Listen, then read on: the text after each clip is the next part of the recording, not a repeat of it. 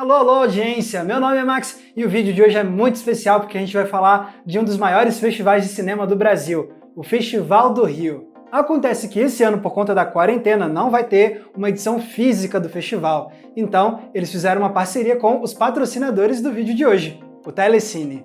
Isso mesmo, o streaming do Telecine vai exibir todos os 15 filmes estrangeiros selecionados para o Festival do Rio 2021. E isso tudo começa agora, no sábado, dia 17 de julho, e vai até o dia 31 de julho. Vai funcionar desse jeito aqui. A cada dia do festival, a partir da meia-noite, um dos 15 filmes selecionados vai estar disponível para você ver no streaming do Telecine durante 24 horas. Aí, no dia seguinte, esse filme sai da plataforma e dá lugar ao próximo longa da seleção oficial. Ou seja, é um filme do Festival do Rio por dia durante 2 semanas. E isso tudo exclusivo para assinantes do Telecine. Ah, Max, mas eu não sou assinante do Telecine.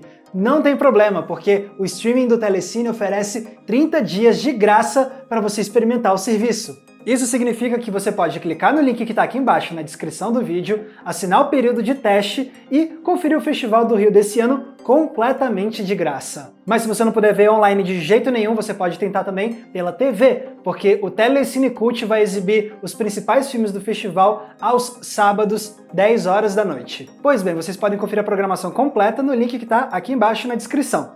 Tendo dito isso, eu já vi todos os 15 filmes do festival desse ano e, a convite do Telecine, eu trago para vocês neste vídeo a minha lista com os meus 5 filmes favoritos dessa seleção. São 5 obras de diferentes países e de diferentes estilos que eu acho que vocês deveriam ficar de olho com certeza. E é claro que eu também vou falar as datas em que vão passar esses filmes para vocês anotarem na agenda e não perderem eles durante o Festival do Rio no Telecine durante as próximas 2 semanas. Então, sem mais delongas, vamos para a lista dos meus 5 filmes favoritos do Festival do Rio 2021, que vocês podem conferir no streaming do Telecine.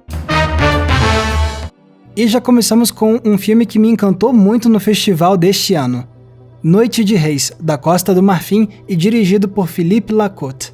A história nos apresenta um jovem que é levado a uma prisão, só que essa não é uma cadeia como as outras, já que quem manda nela é um prisioneiro, o Barba Negra. Além disso, a prisão é cheia de leis próprias e rituais internos. E um desses rituais dita que numa noite de lua vermelha, todos devem se reunir para ouvir um prisioneiro contar uma história a noite toda. É então que o Barba Negra escolhe o novato para ser o contador de histórias nessa noite ritualística que pode definir o futuro da política interna dessa prisão. Como deu para ver, essa sinopse é diferente de qualquer outra trama de prisão que você já viu. E uma das coisas que faz Noite de Reis ser tão único é como ele se nega a ser realista. Essa não é uma obra interessada em fazer um retrato super fiel das cadeias da Costa do Marfim. Em vez disso, o Lacote pega esse ambiente de cárcere para criar algo folclórico. E ele faz isso mesclando uma gama de inspirações variadas. Os complôs políticos e os diálogos poéticos remetem a Shakespeare. O olhar intimista sobre a vida dos prisioneiros é claramente inspirado em Cidade de Deus. O ritual de contar histórias lembra muito As Mil e Uma Noites. Já o movimento dos atores parece ter saído de uma peça de teatro contemporânea. E tudo isso é mesclado com tradições tribais e folclóricas da Costa do Marfim. E dessa forma vemos surgir essa obra sobre o poder das histórias.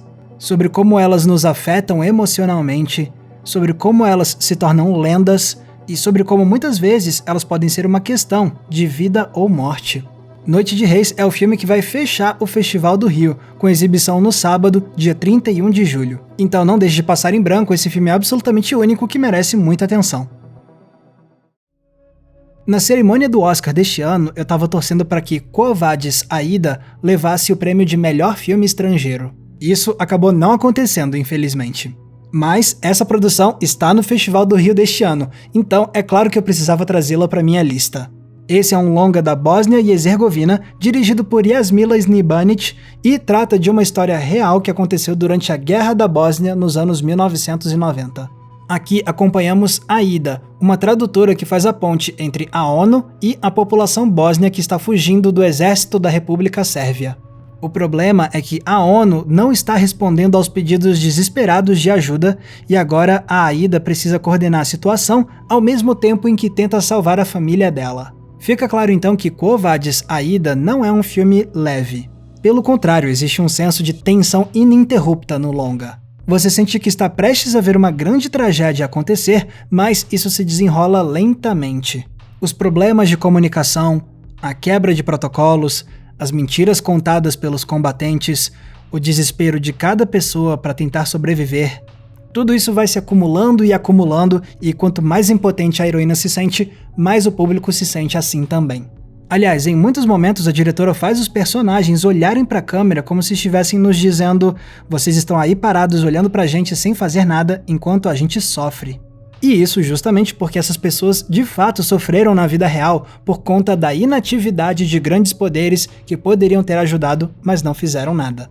Quo Vadis Aida é certamente um filme difícil de ver, mas ele conta uma história que não pode ser esquecida, fazendo isso com uma força cinematográfica muito grande. Quo Vadis Aida vai passar no Festival do Rio na quinta-feira, 22 de julho. Anota aí na agenda. A França chegou em peso no festival deste ano, com 5 títulos desse país entrando na seleção oficial. E de todos esses filmes franceses, o que eu trago para minha lista é Slalom Até o Limite, dirigido por Charlène Favier. Nele somos apresentados a Liz, uma adolescente que é um prodígio do esqui. Ela acaba de ser selecionada por uma prestigiosa equipe e assim acompanhamos a atleta enquanto ela treina para vencer os principais torneios. O maior, porém, é que o treinador dela vai exercendo cada vez mais pressão sobre a garota. E a partir daí, vemos se desenrolar a trama de um relacionamento muito problemático. O maior trunfo da diretora Favier é como ela representa os conflitos da protagonista. Essa é uma garota encantada com uma nova vida, mas esse encanto é constantemente quebrado pela realidade. E o filme traz essa dualidade também para o seu lado visual. O constante brilho da luz batendo na lente da câmera traz essa ideia de deslumbre adolescente. Mas isso é constantemente cercado pela escuridão e pelo mundo frio, desolador. Junte isso ao uso simbólico e expressionista da cor vermelha e você tem em mãos uma obra com cenas memoráveis e que nos transporta para esse universo onde intimidade e trauma parecem ser inseparáveis. Você pode conferir Slalom Até o Limite no Festival do Rio na segunda-feira, dia 19 de julho. Se você curte cinema francês, com certeza vale a pena ver esse aqui. O próximo filme da lista é um representante da Rússia. Caros Camaradas, Trabalhadores em Luta, escrito e dirigido por Andrei Konchalovsky. Konchalovsky é um verdadeiro veterano do cinema, já que ele foi o roteirista de alguns filmes do renomado diretor Andrei Tarkovsky. E com esse último longa, Konchalovsky demonstra que ainda consegue criar obras impressionantes. Em Caros Camaradas, o diretor conta um sombrio capítulo da história soviética. Em 1962, trabalhadores de uma fábrica fizeram uma greve insatisfeitos com a redução de salários e com o aumento de preços dos alimentos. Só que a repercussão da greve fica tão grande que logo as maiores autoridades soviéticas se envolvem, acionando o exército para lidar com a revolta. E no meio disso tudo acompanhamos Lyudmila, uma funcionária do governo que está dividida entre o seu dever político e o seu amor pela filha que está participando da greve. Caros Camaradas é um filme absolutamente impactante. E o diretor não quer maquiar nada, já que os momentos mais chocantes são filmados com uma abordagem extremamente direta. É um trabalho de câmera que transita entre o distanciamento emocional e a indignação furiosa.